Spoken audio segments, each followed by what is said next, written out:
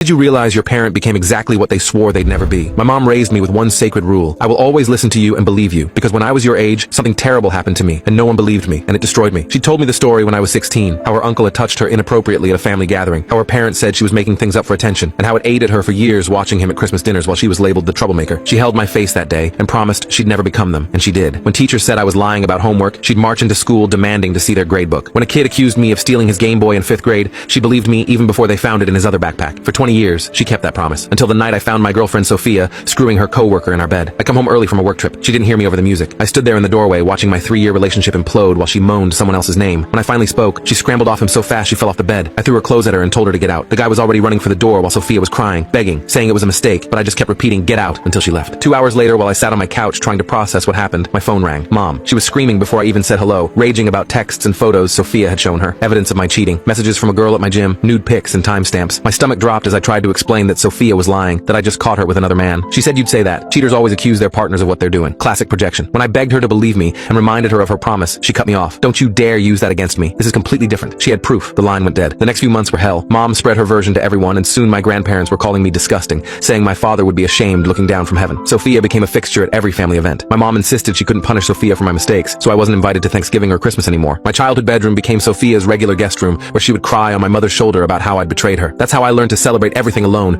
ordering takeout and unable to comprehend how my mother could inflict the very pain she'd endured. She knew exactly how it felt to be disbelieved, to have your truth dismissed, yet she'd chosen to do the same to me. The woman who'd built our relationship on the promise of belief had become her own parents. Only worse, because she did it with full knowledge of the devastation it would cause. Slowly, I rebuilt. I found a therapist who helped me process the double betrayal and moved across town where memories didn't ambush me in every room. I learned to cook holiday meals for one and exist in the world as someone without a mother. The hardest part was learning to trust again. Every new relationship felt like a minefield, leaving me wondering if they'd lie or if anyone would believe me if they did. Time scarred over wounds without truly healing them. And after a year, I met Melinda at a conference. She was brilliant and funny with this warmth that drew people in. And best of all, she didn't know my history. To her, I was just Jake, not someone's disappointing son. We took things slow, and she never pushed when I was vague about family. 6 months in, I realized I was falling for her, while simultaneously grieving that I couldn't share it with anyone. I didn't have a mom to call anymore, just a woman who shared my DNA and had chosen my cheating ex over me. 2 years after that night, my phone rang at 1 a.m. Mom's number. She was sobbing so hard I could barely understand her. Sophia had gotten drunk at wine night and started laughing about how stupid my mother was, how easy it was to fake those screenshots. She confessed everything while my mother sat there realizing she destroyed her relationship with her son over a lie. Mom begged for forgiveness, said she knew she'd failed me, became exactly what she swore she'd never be. She wanted to fix things and meet whoever was in my life now. Please come home. Please let me fix this. I looked at Melinda sleeping beside me and told my mom, I can't, because I found someone who keeps their promises and loves me. I won't risk you destroying what we have the same way you destroyed what we had. Her silence was answer enough. You would have loved Melinda, I said quietly. She's everything you used to say you wanted from me. It's a shame you'll never meet her. Then I hung up and blocked the number. I know she probably can't look at herself in the mirror without seeing her parents staring back, but that's not my ghost to carry anymore. She chose Sophia's lie over my truth, and now she gets to keep it.